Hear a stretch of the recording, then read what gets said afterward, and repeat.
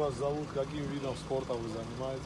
Меня зовут Эрик, я занимаюсь вольной борьбой на протяжении уже 4 лет.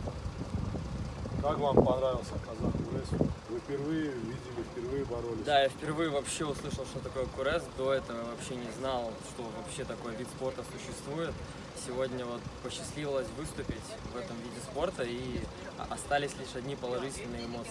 Что вы можете сказать, что особенного вы увидели, как вам формы, как вам правила, вот по виду спорта Казах Курес, что вы можете сказать? Ну, если мы бы сравнивали вольную борьбу и курес, первые вот различия, что попадаются в глаза, то, что нельзя, то есть на ноги падать, нельзя делать всякие проходы в ноги.